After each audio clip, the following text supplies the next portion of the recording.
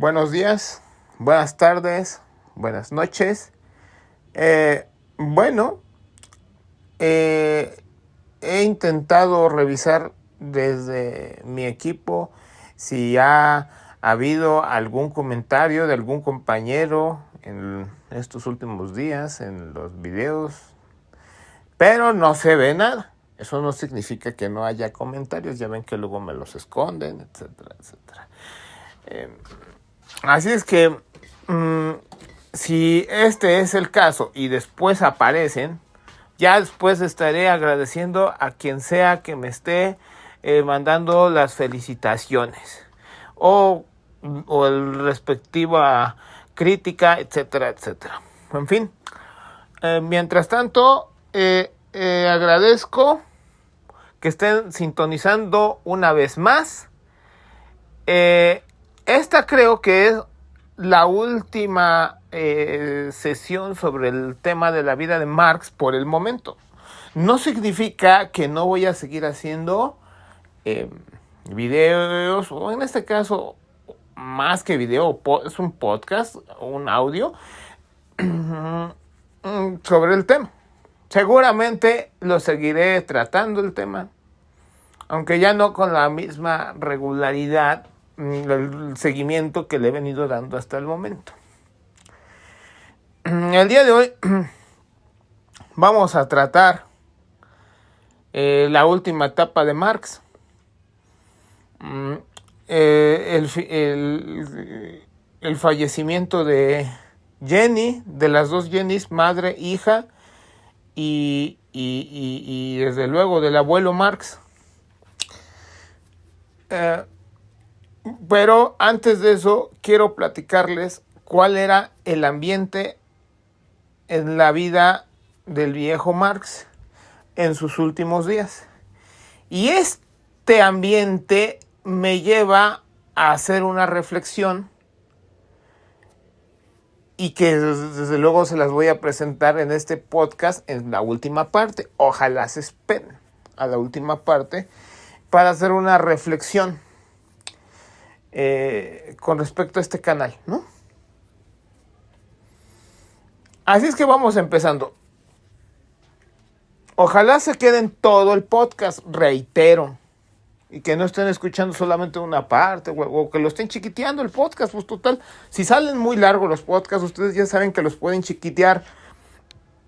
Ya saben que la característica principal de este canal, de estos podcasts, es su nutrición, su alto porcentaje nutricional. Bueno, no se pierden de poco si no lo siguen completamente. Así es que les recomiendo que lo sigan completamente. Marx era un hombre criticado en su época por la izquierda y por la derecha. Ya hemos abordado cómo Bakunin intentó estropear el trabajo de Marx en la Primera Internacional, aunque no lo abordamos las conspiraciones de este tipejo. Al final, ideológicamente no pudo ganar mucho. Se tuvo que ir de la Primera Internacional, perdió los votos, siguió conspirando desde afuera de la Internacional para reventar la misma. Pero ideológicamente Marx era superior. El proletariado alemán en su época y británico estaban buscando ideas, pero difícilmente era esta la misma situación en otros países. Bueno, hago un paréntesis. Marx consideraba que los países más reaccionarios de su momento eran Gran Bretaña y Rusia. Por eso se sentía extremadamente feliz al final de sus días cuando se enteró de sus éxitos en Rusia. Eso lo hizo muy feliz, se lo hizo saber a su hija Laura. la gran felicidad porque significaba la caída del régimen en Rusia. Él esperaba la caída del régimen en Rusia como consecuencia del éxito de sus ideas. Había gente todavía seguidora de Mijailovsky, de quien ya hablamos en otra ocasión, y que dejaron de seguir a este hombre después de haber leído El Capital, y esta gente después, por cierto, sacó la conclusión contraria. Después de leer El Capital, estas personas empezaron a intuir la teoría de la revolución permanente también. Lo contrario de los liberales, lo contrario del propio Mijailovsky, etcétera, etcétera, etcétera. De los mencheviques más adelante. Es decir, ya andaba flotando en el aire la teoría de la revolución permanente. Cómo la lectura del Capital deja a las personas progresistas, revolucionarias, progresistas en el sentido genuino, no el actual que le dan actualmente los woke, ¿no? Sino en el sentido genuino. Les deja ya una fuerte idea de la teoría de la revolución permanente. Y eso hacía que se distanciaran de Mijailovsky. Bueno, en Inglaterra tenía sus seguidores. Ya en Rusia empezaba a verlos. Ya les había platicado de cómo Vera Zasulich buscó a Marx. Marx contestó en la medida de sus posibilidades. Pero al final de sus días, unos meses antes de la muerte, Marx seguía estudiando la situación, seguía leyendo sobre Rusia. Tenía en su estantería bastante en ruso, porque seguía escribiendo, seguía pidiendo textos, o tenía ahí textos en ruso, para seguir estudiando el desarrollo de la economía rusa en esos últimos días. Como ven, es falso aquello de que Marx no preveía la derrota del capitalismo en Rusia, etcétera, etcétera. De hecho, le alegraba, se lo comunicaba a su hija, Laura, en sus últimos días ya. Por cierto, en sus últimos días ya de plano no podía ni comer. Entonces abandonó esta situación por obvias razones. Ya nada más podía tomar leche, o nada más quería tomar leche en todo el día, leche con ron o con coñac. Nada, medio litro. Nunca en la vida Marx tomó leche, salvo ya sus últimos días, que era el último que tomaba. Murió en serenidad, ya no podía comer mucho, ya estaba él en arraigo domiciliario forzado, como él lo llamaba. Ya estaba en ese arraigo cuando se enteró de la muerte de su hija, Jenny, de la mayor. Y él sentía dolores muy grandes, emocionales, por no ir a visitar a su hija tras su fallecimiento de cáncer en la vejiga. Y decía que lo más reconfortante era sus fuertes dolores en la cabeza, porque el dolor era tan intenso que lo hacía olvidar el dolor de no poder ir a ver a su hija y poder ayudarle ni siquiera con sus nietecitos, a quienes quería muchísimo. Que por cierto, para él lo más feliz, da a entender en muchas ocasiones, que lo más feliz era para él estar con su familia, incluidos los nietos, decía él. Fue un dolor muy grande para él haber abandonado a sus nietos, haber dejado a sus nietos, porque se tenían que ir a la larga a París, de donde era el papá Lonquet. Era un periodista, el esposo de Jenny. Y pues ya estaban por allá, y la pobre muchacha falleció a los 38 años, parece, 38, 39 años, no era muy grande. Digamos que unos meses antes había muerto la madre de cáncer en el hígado, quien resistió los últimos dolores y tuvo la oportunidad la señora de ir a visitar a sus nietos, hasta se podría decir quizá, a despedirse. Ya estaba muy mal la señora, pero todavía podía contener los dolores. Llegó a casa, en Londres, estaba ya todo el tiempo decaída, en cama, en cuartos distintos, ella y Marx, quien ya también empezaba a tener problemas de salud muy serios y tenía que estar en cama. Para estos problemas intentó el propio Marx a varios lugares donde estuviera más cálido. Atravesó todo Francia. Después de Francia cruzó a Argelia. En Argelia desafortunadamente cambió el clima, y el clima se volvió muy insolente, mucha lluvia, mucho frío. En fin, le estaba jugando una muy fea pasada el clima. Y a pesar de eso, esto sucedió evidentemente cuando va a Argelia, después de la muerte de Jenny.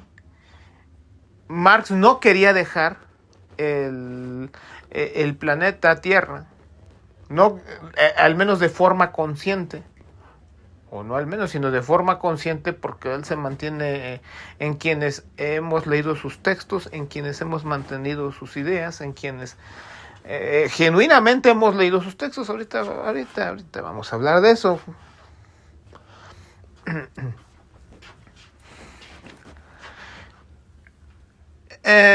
Y el pobre Marx sufrió mucho estando allá en Argelia. No quiso que nadie lo acompañara de sus hijas. Todo fue patrocinado por Engels, quien para aquel entonces ya había heredado la fábrica y estaba en mejores condiciones económicas.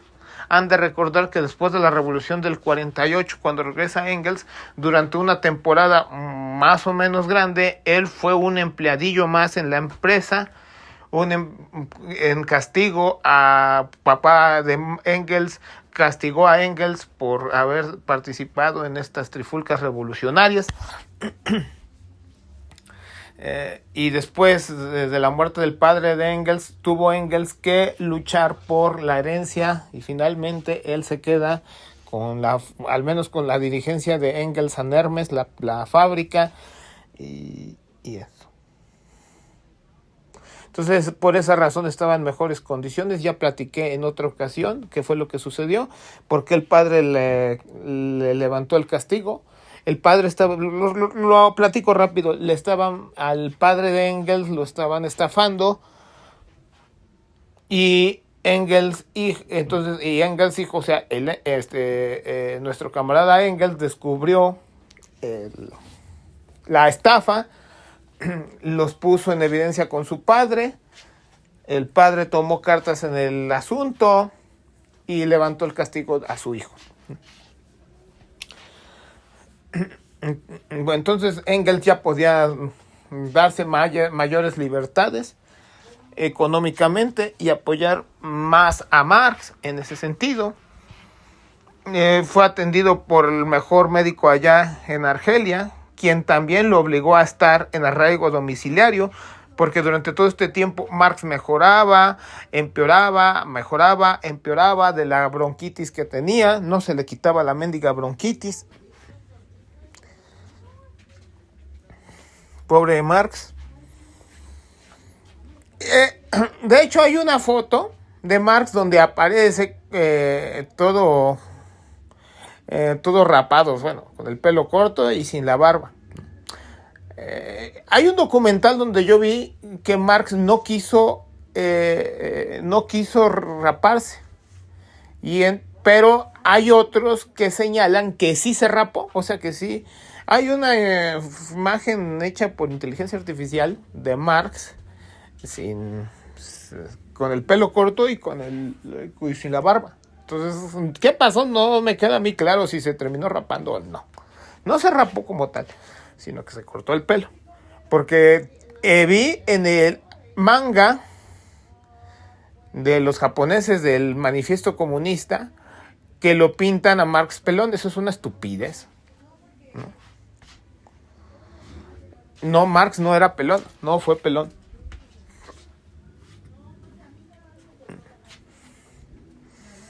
De hecho, a las hijas les gustaba que su padre estuviera con la melenota y por eso, y con la barbota, y por eso andaba así, ¿no? El viejo Marx, el abuelo Marx. Pero al final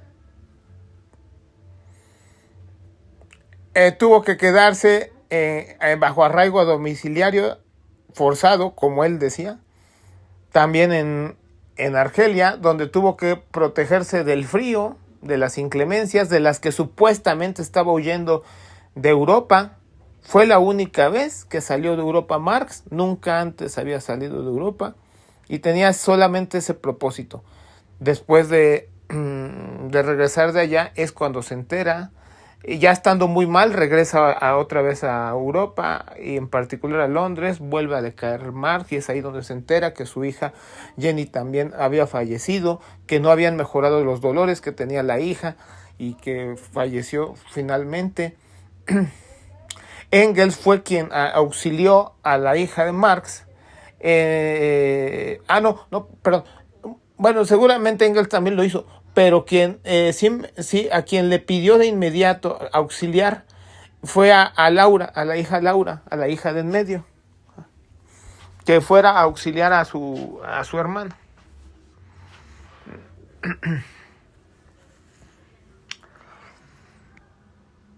Y con Jenny, con la madre, perdón la forma astrosa en cómo estoy presentando la situación, pero no es una situación fácil de contar, al menos no es una situación fácil para mí de contar el fin de los días de Marx. Y pues no, pero finalmente a todos pues, nos tiene que llegar el fin. En fin, no es fácil contar, pero no la forma astrosa en la que estoy contando pero creo que a pesar de eso se está entendiendo perfectamente. Es más, no solo, se está entendiendo perfectamente a pesar de esto.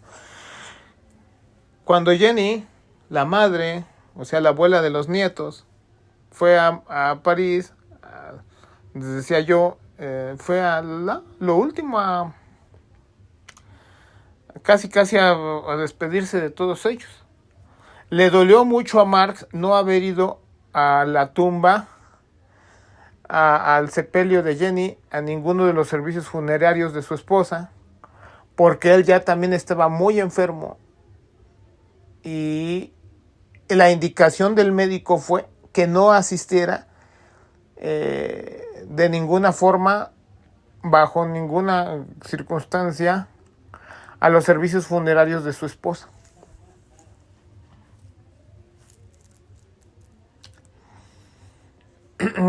Como ven, fue muy duro para el ya cansado Marx estos últimos 2 años. Y ya no, por lo tanto, no tenía la misma potencia para emprender su obra y terminar su obra fundamental, El Capital. Él no quería morirse.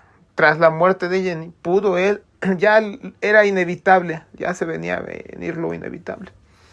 Pero él pudo haber decaído, no lo hizo, porque tenía todas las intenciones de terminar el 3er volumen del Capital.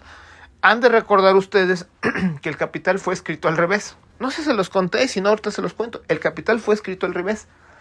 Primero escribió la 3ª parte, después escribió la 2ª parte y por último la 1ª parte.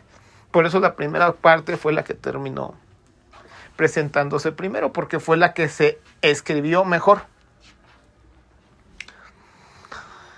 Cuando Danielson pidió el traductor al ruso, Nikolai Danielson pidió el 1er volumen, el 2º volumen, Marx le había comentado que lo haría. Sí, te lo voy a entregar en unos meses, ya lo tengo. Descubrió errores, tras descubrir errores en la escritura del Capital, no lo entrega, entonces tiene que reescribir capítulos enteros del volumen 2 del Capital tras encontrar errores. o encontrar mejores formas de explicar lo ocurrido o explicar la situación. Por ahí de esos años, han ustedes de recordar que se traduce al francés el volumen 1 del Capital, digamos el último en escribirse, de acuerdo a lo que les acabo de explicar. Cuando se escribe este volumen 3, este volumen 1, en la edición en francés, él, digamos que no la hace, no la hace directamente él. Él interviene en la traducción del Capital, del volumen 1, pero se le encarga a un señor llamado Joseph Roy. Él ya había traducido textos de Ludwig Feuerbach y gente así. No era nuevo en la traducción de textos izquierdosos al alemán, pero se involucra Marx en la traducción. Bueno, él se involucra de forma directa.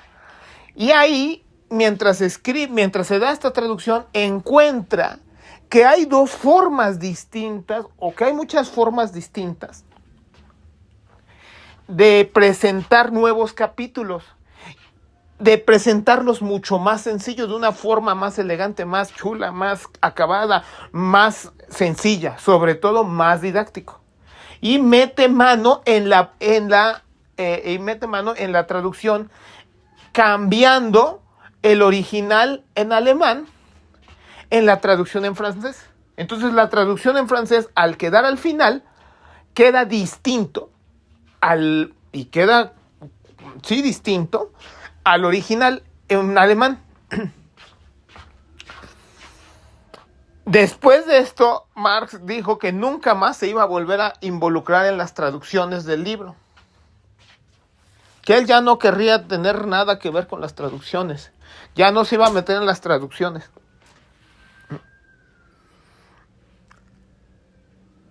Y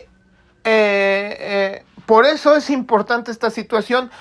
Advirtió una cosa Marx, que para la traducción al inglés tuvieran en cuenta que ahora se habían hecho modificaciones al primer texto, que ya había modificaciones que él mismo hizo en la traducción y que las tuvieran en cuenta a la hora de traducirlo al inglés. Estas modificaciones que se tomaran en cuenta. Así que esos puristas, pequeños burgueses, que siempre... No, es que la traducción en español del Capital es la del siglo XXI, que esa es la buena, que... A ver. Se tomó en cuenta los cambios que pidió Marx que se consideraran en cuenta. ¿Sí o no? Porque si tú me dices el original, ¿cuál original? Hay dos originales. Ahora se puede decir que hay dos, y pidió Marx que se tomara en cuenta la traducción que hizo de Roy. Hay una traducción al castellano en la que sí se toma en cuenta, en la que sí se escuchó a Marx, y esa es la de Editorial Acal. El Capital de Acal es una revisión o una traducción en la que se le considera esta situación. Por eso es un poco más accesible la edición de Acal que las otras, a mi parecer, porque fue diseñada para eso. La francesa fue diseñada efectivamente para hacer muchísimo más sencilla la lectura. Entonces, mi opinión en todo esto es que el Capital, cuando ustedes lo lean, agarren la versión que a ustedes les acomode más y no vengan con esas payasadas pequeño burguesas de que no, es que esta es la original. Ah, sí. A Marx lo que más lo interesaba es que entendieran ustedes las leyes del movimiento del capital. las leyes del movimiento, del modo de producción capitalista, más allá de ese tipo de tarugadas. Ahora, si te quieres poner muy exquisito, aprende francés, aprende alemán y empieza a comparar.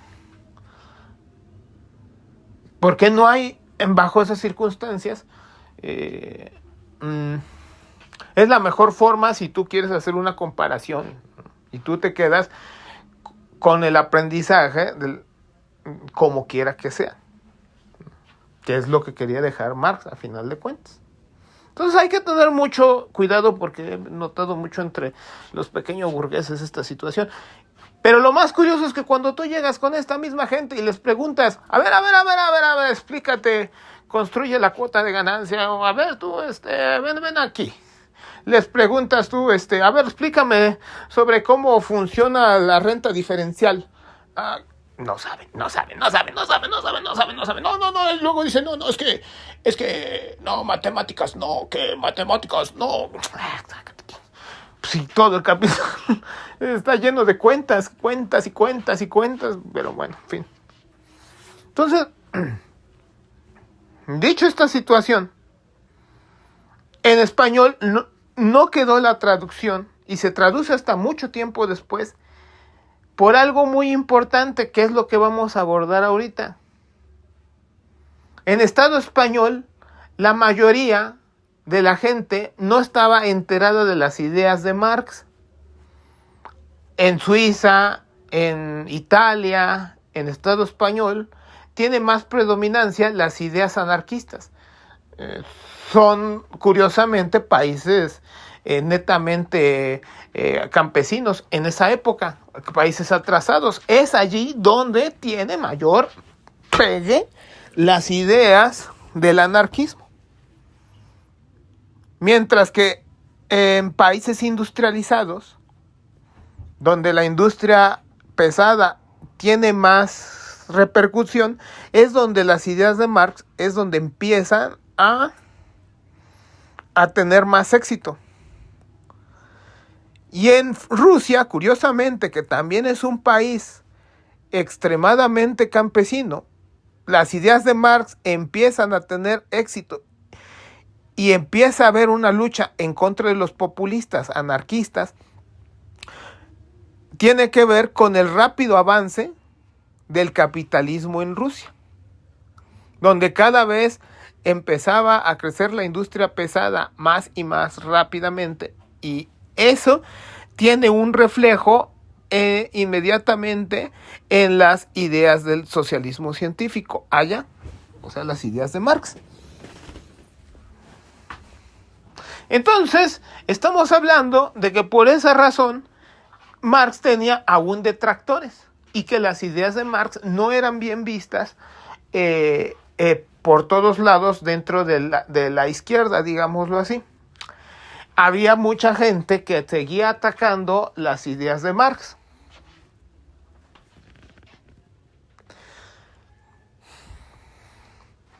Ya sea desde la derecha extrema, desde las disque izquierdas, o había gente que al entender el Capital, al leer el Capital, envidiaban al genio. Había mucha envidia, incluso sobre de Marx. Y había muchos comentarios. Uno de ellos ya se los platiqué, a Eugene Düring. El farsante de Eugene Düring, que empezó a mal hablar del Capital, mal hablar del Capital. Y estaban enojados Marx y Engels porque estaba esquiroleando la salida del Capital. Y lo peor de todo es que estaba empezando a tener auditorio en Alemania misma, o en Prusia, lo que sería más adelante Alemania. Las Alemanias, digamos, en las Alemanias todavía había mucho,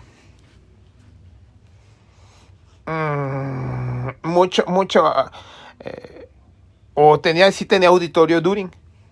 Entonces, Wilhelm Liebknecht le pedía a Engels que se le replicara a Düring porque veía que había mucho pegue, que había, y el otro no quería. Finalmente, muy a la mala, abandona el texto que estaba elaborando sobre dialéctica de la naturaleza, muy de mala gana, Engels abandona para empezar a replicarle a Düring y escribe el anti-Düring. Y es así como le dan sus coscorrones a Düring.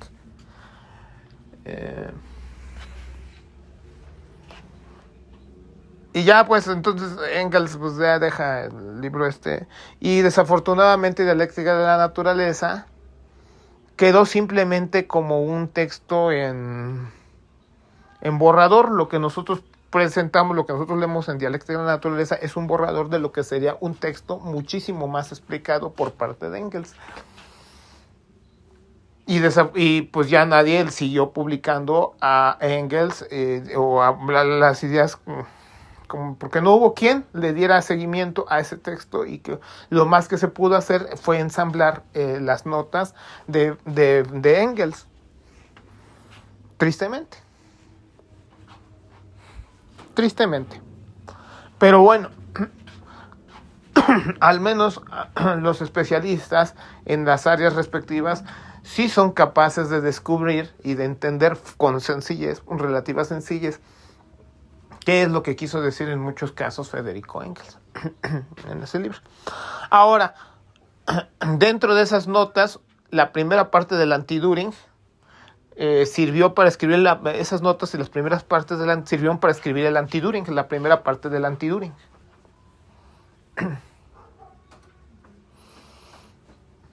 Eso ya lo había explicado. Pero ese es un tipo de luchas las que tuvo que dar Marx dentro de la propia izquierda, porque Düring se consideraba un personaje de izquierdas.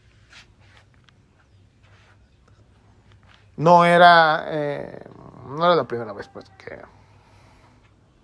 pasaba algo así. Había, de hecho, quienes lo ensalzaban, los menos lo ensalzaban, pero había quien lo ensalzaba y equiparaban el trabajo de Marx de Marx en la economía al de Copérnico en la mecánica celeste, en la física. Ambos descubriendo leyes del movimiento. Las leyes del movimiento del capital, por un lado, y las leyes del movimiento del sistema planetario. Pero les voy a comentar ahora otro caso. Muy curioso este caso. Un fulano, que no repetiré su nombre, porque no se me viene en gana, y porque usted podría buscarlo, pero se me viene en gana ni siquiera mencionarlo. El nombre de este fulano escribió citas originales del Capital en un escrito de él, pero sin siquiera mencionar a Marx. Nunca le dio atributos a Marx. Entonces es un tipo como una especie, digamos, de envidia, quizá, llamémoslo así.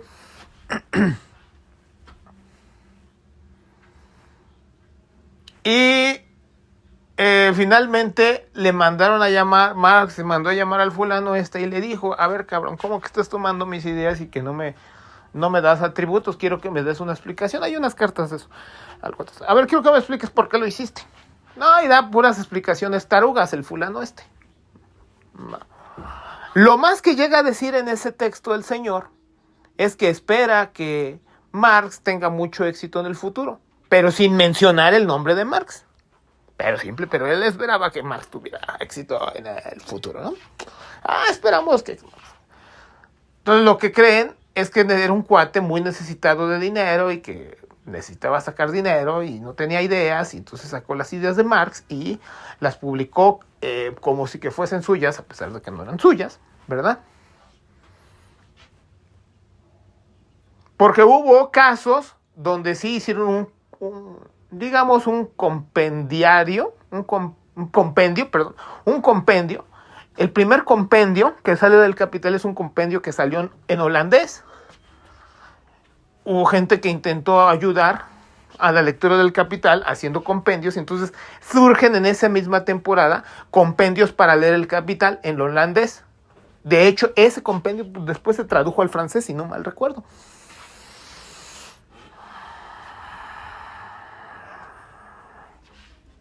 ¿Cómo ven?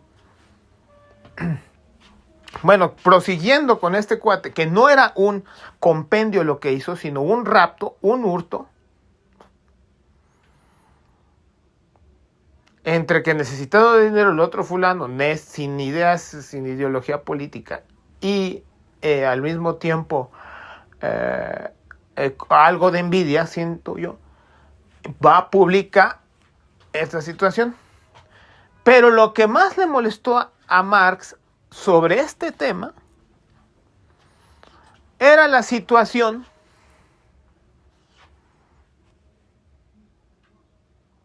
de que este fulanito no jalaba las ideas completamente de Marx.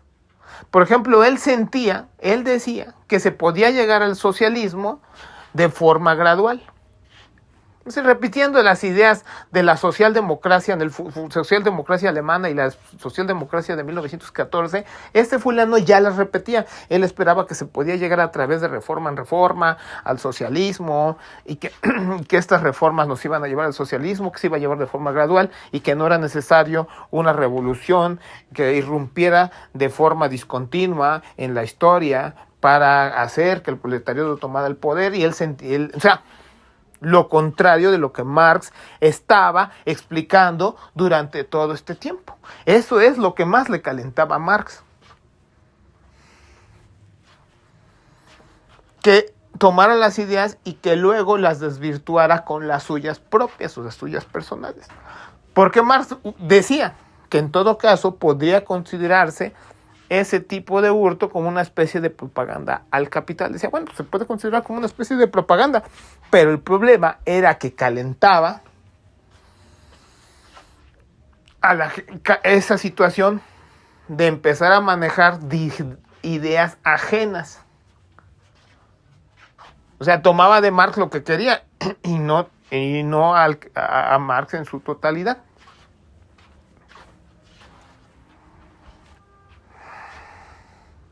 Bueno, y así en Francia, donde ustedes podíamos encontrar, que estaba todavía vigente el ideario de Proudhon. Entonces ahí veías a Proudhon en Francia, donde tenía que haber una lucha política entre las ideas del socialismo científico contra las ideas de Proudhon. Es decir, no era fácil. El escenario en los últimos años del Capital no era fácil para Marx. No era nada fácil. Todavía había que ganar luchas políticas. No era el Marx de hoy en día que nosotros consideramos como una persona irrefutable y la derecha extrema inventando porquería, mierda, que es el anticomunismo, este último libro idiota, que para lo único que servirá será seguramente para... no, ni siquiera es que ni siquiera sirve para leña, porque es muy caro para arrojarlo, no sé, como leña o alguna cosa así. En fin, pero eso sí, qué placer va a causar quemar el libro ese lleno de mentiras. Ustedes han de recordar que nosotros, yo hice aquí en el canal hace ya algunos ayeres un video de réplica a Gloria Álvarez, tanta babosada y mentira que decía, basura, mentira, nada que tuviera que ver con el marxismo. Nada de lo que decía tenía que ver con el marxismo, pero en fin, aquí se hizo una réplica. No espero que sea muy distinto lo que dice en el librejo ese. No espero que sea muy distinto a lo que dice que lo que pasa en realidad.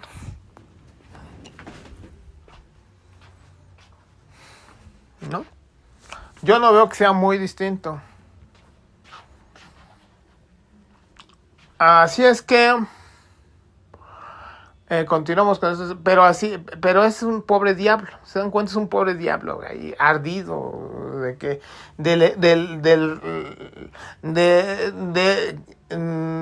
de la superinfluencia que está teniendo el marxismo y este fulano por eso hace sus libretos.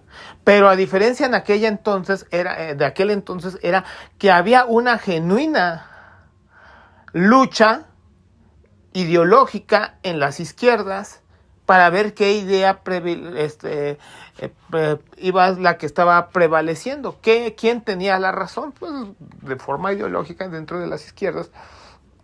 Les digo que de ahí surge, o mejor dicho, de ahí se explica la tardía traducción del Capital al castellano. Y de ahí que haya tantas traducciones al castellano, porque hay también varias traducciones al castellano, a diferencia de otras lenguas.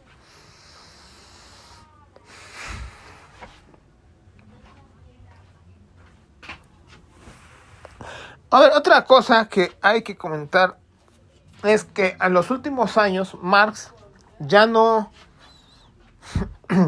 tenía los mismos superpoderes de la juventud. Ya estaba en decadencia, por todo lo que empecé platicándoles a todos ustedes. Marx ya había perdido todos sus superpoderes. Entonces ya muy al final, lo único que podía hacer Marx, lo único que leía era leer catálogos. Ya la energía no le da catálogos de editoriales.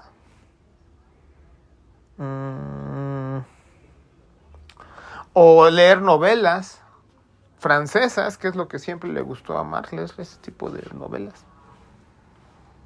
Es lo último que le daba a Marx, ¿no?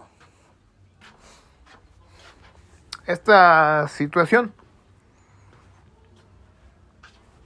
Y un poco antes de esta ruina, no ruina, sino ya el declive, el fin, el ocaso. Incluso se entretenía él leyendo matemáticas, escribiendo matemáticas.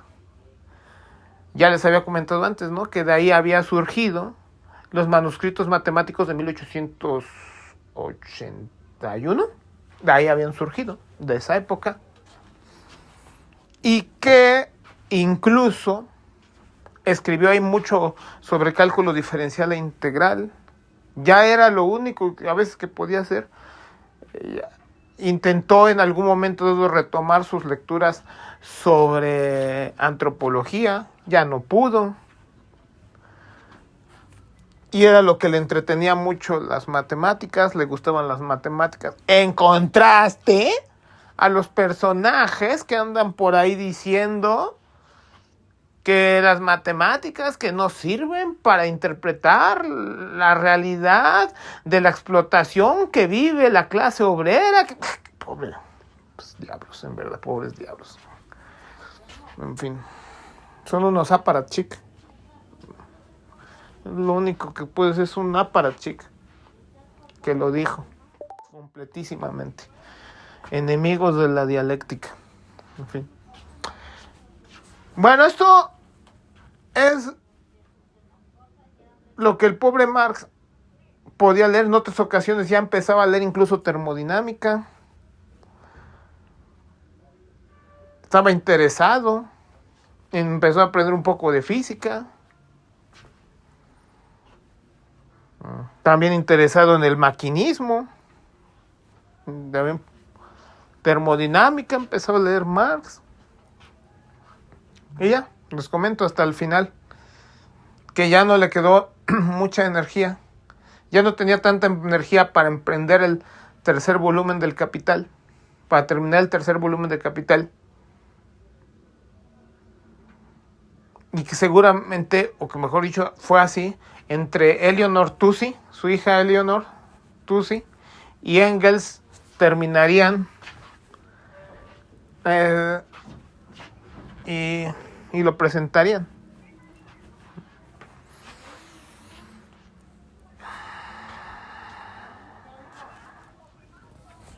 Mucho, ya ni qué decir del volumen 4 del Capital, eso ya es otra historia. Ya medio se ha platicado de esto en otras ocasiones del volumen 4. De Kautsky. ¿Qué decía Marx de Kautsky, hablando de tanta gente que hay? Y ya para terminar y empezar a dar mi reflexión, o la reflexión que yo quiero dar, de Kautsky nunca lo vio con buenos ojos Marx, no lo quiso. Así es que para evitar tener que hablar con Marx, Marx se lo mandó a Engels, lo mandó directamente con Engels, para que Engels fuera el que atendiera directamente a Kautsky, que se viera con Kautsky, porque en aquel entonces Kautsky era muy joven, pero no le cayó muy bien. No lo veía con buenos ojos. Desde aquel entonces ya Marx no lo veía con buenos ojos. Y Engels tampoco, digamos, que lo veía con... Él era muy amable. Él era conocido, Engels, por ser una persona muy amable, por haber sido extremadamente amable. Engels era muy amable. Y él... yo me imagino que por eso lo habrán canalizado con Engels. Lo que sí Engels decía era que era un buen bebedor de cerveza. Eso decía de Kautsky, que era un buen bebedor de cerveza. Pero bueno, hablando de Apparatchik.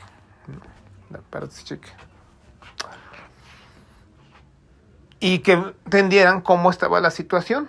Bueno, bajo esas circunstancias surge la unificación. En el partido está unificado. Está el partido unificado así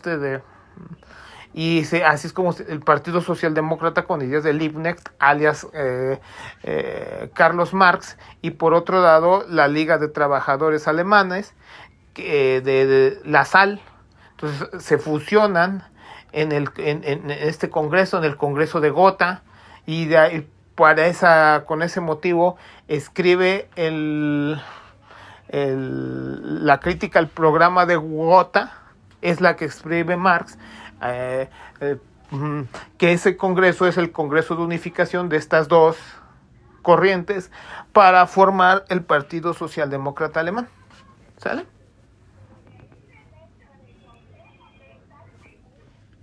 Entonces esa es la razón, bueno, así como se forma el Partido Socialdemócrata Alemán.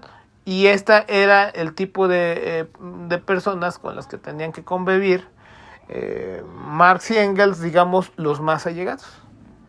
Pero Marx no significaba que no criticara a nadie o que dejara de criticar a las personas.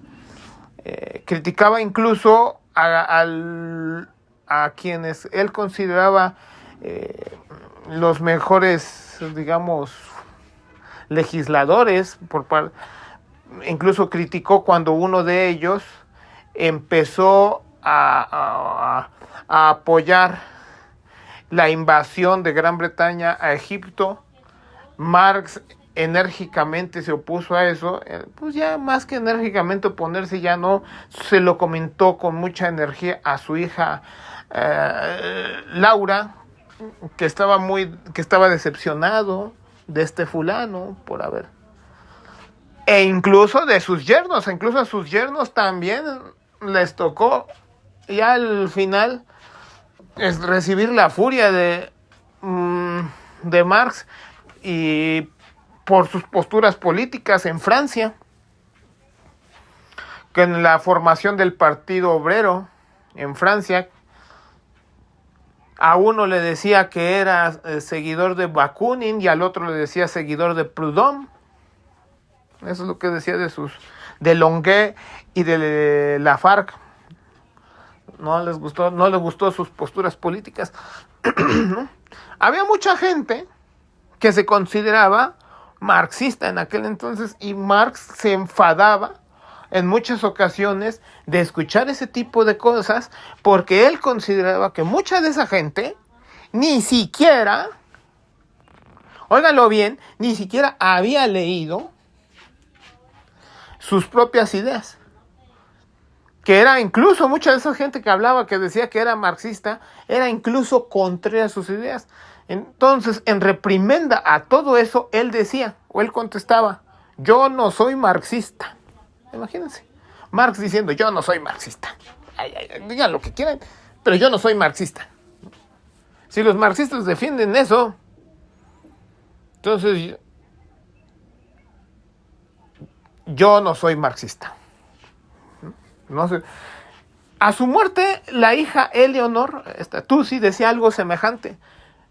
Algo así como que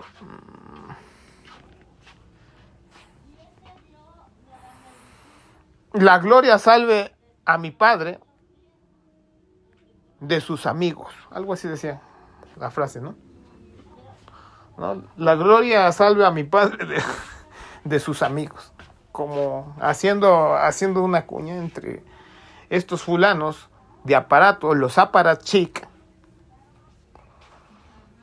que por un lado o eran muy dados a la verborrea ultraizquierdista o de alinearse mucho al aparato estatal, ¿no? Entonces, a Marx no le gustaban estas dos posturas, ¿no? Siguió siendo muy intenso el trabajo de Marx, como ustedes pueden ver, incluso en los 2 últimos años de vida.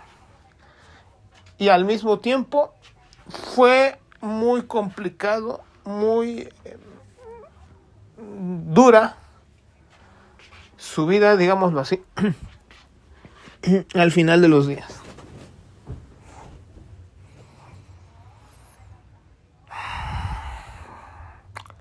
Bueno, yo quiero hacer una reflexión al respecto. Aquí acabamos de ver cómo Marx, una reflexión mía, que me la creo bien merecida, después de haber dado esta serie de podcasts sobre la vida de Marx. Y creo que me merezco yo dar un epílogo a mis propios podcasts, a mi propia... Que eso no significa que este va a ser el último podcast que habla sobre la vida de Marx. Seguramente después seguiré. Pero por el momento, como ya les he comentado, tengo ahí bastantes podcasts pendientes, ¿no? Uno sobre el nuevo libro de López Obrador, el de Grandeza, que ya publiqué, ahí en el que había conseguido el libro y que ahí lo tengo el libro, pero desafortunadamente no he podido empezar en ese camino porque tenía pendiente este otro todavía. Y tengo además otro camino pendiente. Más por ahí tengo otro podcast, pero otros podcasts ahí atravesados también, ahí los tengo, pero bueno, en fin. Ya veremos cuál sale primero. Pero en fin, ya, ahora sí. Serio. Ya les platiqué un poco de lo que tengo que hacer, ahora sí, serio. Miren, lo que a mí más me llama a la reflexión es este último cuate, o esos de los últimos cuates, que tomó las ideas de Marx y luego él no cita a Marx, y después de que no lo cita, empieza a agarrar las ideas de Marx y luego toma las suyas propias que son contrarias a las de Marx. Ese es un hecho. El segundo hecho es esta gente que se hizo llamar marxista sin jamás haber tomado una hoja y haberla leído. Pero a pesar de eso ya se consideraban marxistas. En fin. No le gustó a Marx. No le gustaba a Marx esta gente. Por eso él decía, yo no soy marxista. Bueno. Yo este canal de YouTube empecé a sacarlo con seriedad desde hace 8 años, creo. Empecé a publicar ya seguido material. Y cuando no lo hago en este canal de YouTube, lo hago o lo llegué a hacer en alguna de las páginas de Facebook, donde también empecé a tener problemas de alcance y entonces tuve que estar alternando. Entonces a veces va a tenerse que a dar ese trabajo de estar alternando de aquí para allá, se explicó hace tiempo. Dependiendo de cómo estuvieran las cosas, ¿no? Entonces sí estuvo una temporada donde sí se tuvo incluso que irse y cambiar el centro de gravedad en Facebook, en las páginas de Facebook. Y después se tuvo que hacer incluso otra página de Facebook llamada Verdad. E incluso allí tuvimos problemas porque empezaron a maltratar los podcasts y de tal forma que no se oyeran bien. Porque originalmente estaban bien grabados y empezaron a forma de censura, empezaron digamos, a maltratar los podcasts que se grabaron allí, especialmente en Where is Britain Going, el libro de León Trotsky, se podcastió el libro de Trotsky en esa página. Y empezó a maltratarse ese podcast, esa serie de podcasts sobre ese libro se maltrataron. Claro que estaba muy irritado. Y después después de eso, de ese funesto acontecimiento, tuvimos que regresarnos nosotros aquí, a este canal. Como ustedes habrán visto, también tuvimos problemas en X, porque ahí sí nos callaron completamente. Cuando participábamos con Jonathan Romero en sus círculos de estudio nocturnos, llegó un momento donde se nos cayó y por esa razón tuvimos que abandonar. Entre eso y entre que por razones de prescripción médica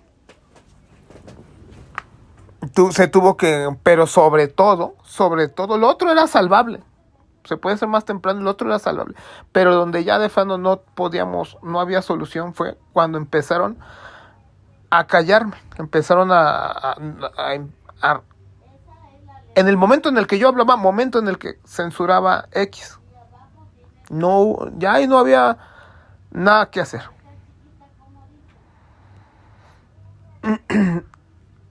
Hubo muchísima más intolerancia. Es la más intolerante de las redes sociales. Triste, pero así es.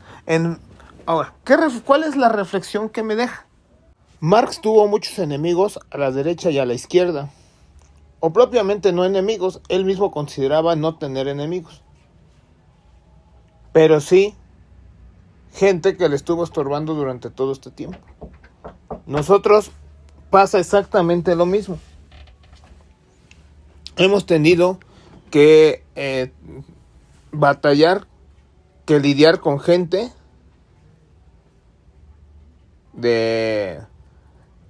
tanto de izquierda como con las derechas extremas, en este caso las redes sociales. Marx dijo en una ocasión que lo mejor era continuar con el trabajo y dejar que los perros ladraran y uno seguir su camino. He escuchado literatos que dicen que esta expresión no le pertenece al Quijote, de donde se acostumbra a decir que es esta expresión, que ellos tienen muchísima más autoridad que yo para hablar sobre ese tipo de situaciones. He escuchado esta situación por parte de ellos. Pero si esta expresión no le pertenece al Quijote, sí le pertenece a Marx. Él fue quien la usó en algún momento dado con respecto a sus detractores en sus momentos de esplendor. Y yo creo que a pesar de que mis detractores de la izquierda retomen material de aquí, solo una parte, y después tergiversen el material que se toma aquí, tal y como lo sufrió Marx en su momento, tendremos que hacer lo que el abuelo nos enseñó, continuar con nuestro trabajo hasta el momento y dejar que los perros ladren. Si siguen tomando nuestro material es porque es bueno, a pesar de que luego ellos lo contaminen, pero significa que vamos en buen camino. Si nos callan las derechas extremas y no nos dejan hablar, es consecuencia de lo mismo que estamos empezando a convencer, que es nutritivo nuestro material. Por eso inicié hablando sobre lo nutrimental de este canal. Hemos tenido dificultades. Hoy tenemos que hacer los audios, los podcasts de esta forma. Empezamos en un estudio con los libros. Luego tuvimos que sacar los libros. Luego acondicionamos nuevamente el estudio. Luego tuvimos que salirnos del estudio. Luego nos tuvimos que meter en la bodega. No les gustó que estuviéramos trabajando en la bodega. Y en ocasiones tenemos que salirnos a trabajar en la calle. Pero no nos hemos callado. Hemos tenido muchas dificultades debido a los accidentes de la vida. Pero ya vamos simplemente en el canal más de 400 videos, más los que se encuentran en Facebook, más el curso que se impartió de materialismo dialéctico en X y las intervenciones que se dieron mientras se pudo participar con el compañero Jonathan.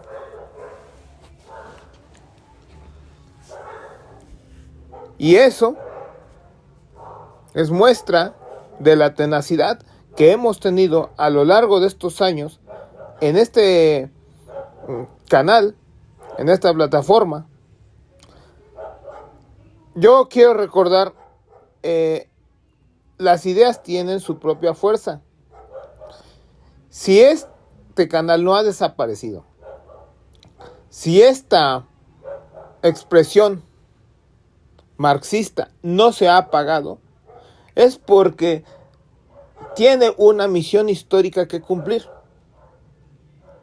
Nosotros vemos a cada rato sectas, decisiones, se van, regresan,